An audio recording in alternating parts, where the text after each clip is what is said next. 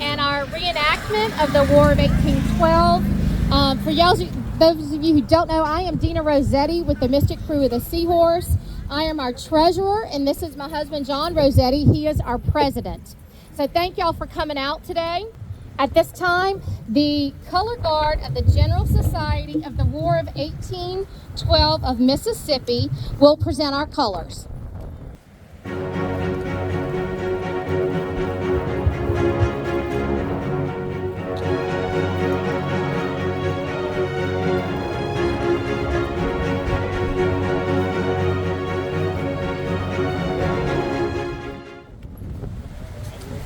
At this time, our national anthem will be sung by Wendy Boyd, one of our members of the Crew of Seahorse. Present up!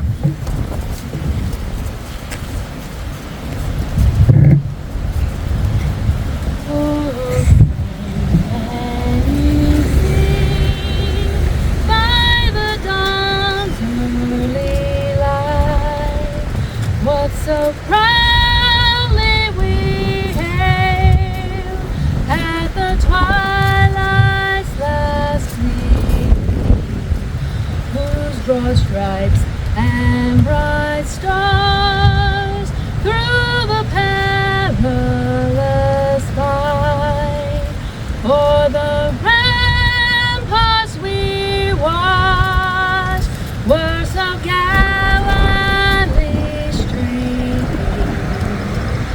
and the rockets' red glare, the bombs bursting in air, gave proof through the night that our flag was still there. Oh, say does that star-spangled banner yet wave for the land of the free and the home of the brave.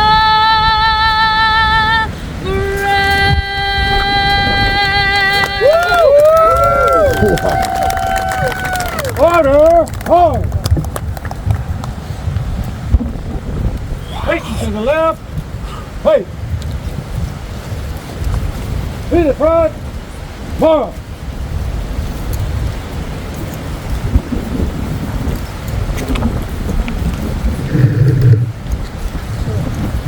All right, and now we have our 2024 Captain Longbeard, Lady Claiborne, and their honor guard. All right, what we're about to do is the scene is the Seahorse has just been beached and set on fire, and the crew has come ashore. And that's where we're at now.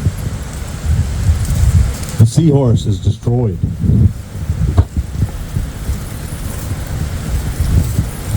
There's nothing more you can do, Captain Johnson. We fought them well, Captain. These were just too many enemy ships. Well, you've accomplished your mission. The arms are destroyed, so the British won't be able to use them. Yes, but still, the Seahorse is destroyed. Are you Captain Johnson? I am Captain Johnson. I wanted to meet you and thank you and the brave members of the Seahorse for what you did today. You are?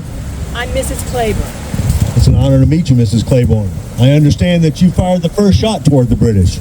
I simply approached the men at the cannons and asked if no one would fire a single shot in defense of our country. With no response, I plucked the jar from the middle mouth and lit the fuse myself. It seemed like the proper thing to do. Lit the fuse indeed. It's an honor to meet you, Mrs. Claiborne. Thank you. Lieutenant Jones in the Alligator and 5 gunboats. They're making a stand in St. Joe Pass at the mouth of Lake Bowen. So pray that Lieutenant Jones and his gunboats will stop the They will hold the line.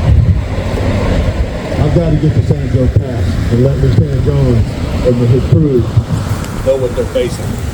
Crew, you stay here in town and assist the local militia.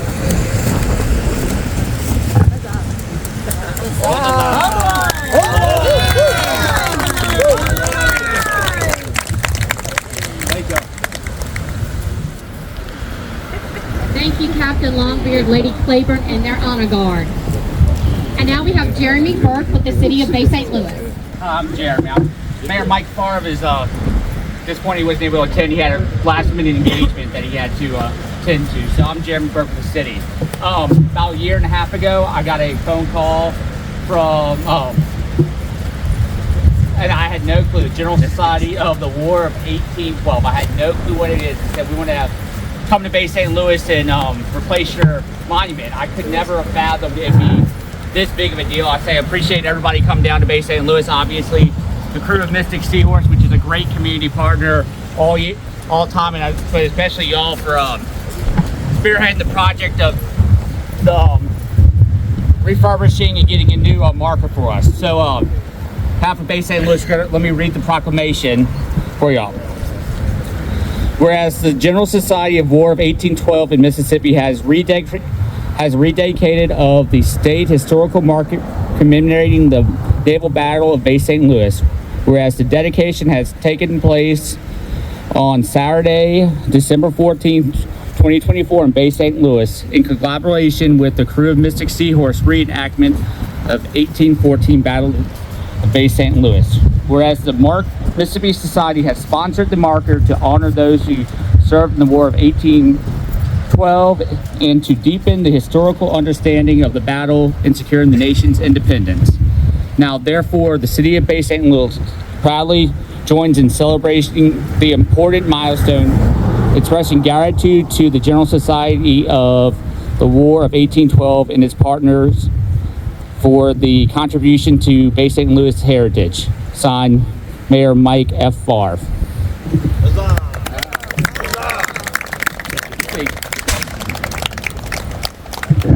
Thank you, Jeremy. And now I would like to introduce the president of the Mississippi Society of 1812, Michael Shank.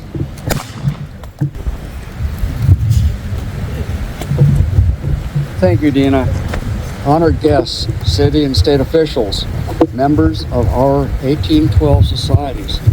It is a great pleasure to be here and participate in the rededication of the new historical marker on this 210th anniversary of Battle of the Bay, during what has been called the Second Revolutionary War.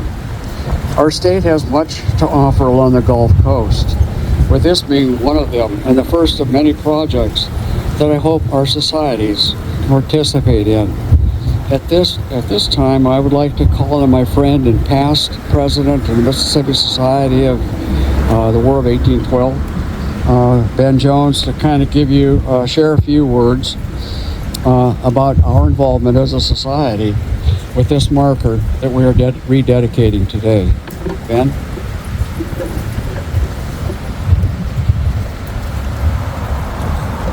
Thank you, Mike. Greetings, everybody. Isn't it a lovely day? Yeah.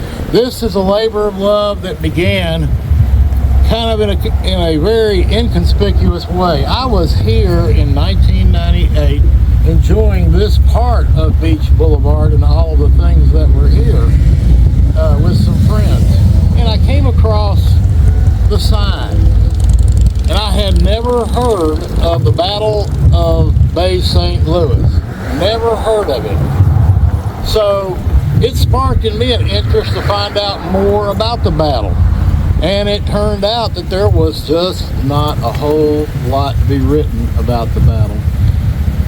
And it is thanks in no small part to the Hancock Historical Society President Charles Gray, the late Charles Gray, for having the name of the Battle of Bay St. Louis officially recognized. The original marker was placed here in 1993, and it survived Hurricane Katrina. But more importantly, it also was a beacon of hope in the rebuilding of Bay St. Louis, which is what prompted me to call Charles and ask him, do you think it's appropriate? Has there been enough time? Do you think everybody would be engaged with such an event? And he said, by all means. So 4 years ago, we started the process that results in the culmination in the ceremony that we have today.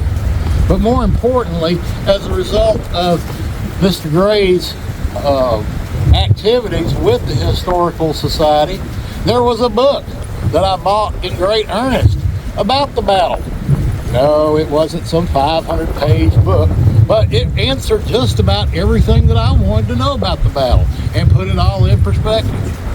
Then, lo and behold, you guys put on a play about the book and celebrated that unbelievable lady from Natchez, Mrs. Claiborne.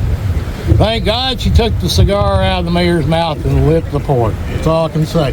But for her, we wouldn't be here today. So, in conclusion, I want to say thank you for allowing us to do this for you. We rewrote a part of the sign. We hope the original sign will find a home at the Historical Society because it still has great meaning. I hope today will indicate to everybody the importance of partying, history, and economic development. This is great. You guys keep on going. The Mystic Krewe came about as a result of all this. I mean, guys, this is fantastic. Keep up the good work. Your efforts are being watched from afar, I promise. Thank you.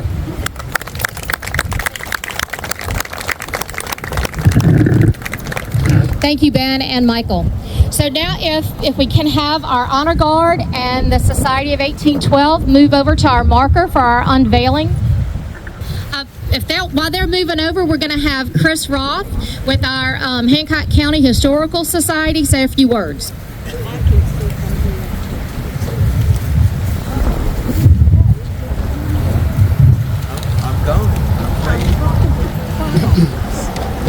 As president of the Hancock County Historical Society, I want to welcome all of you to the rededication of this historical marker.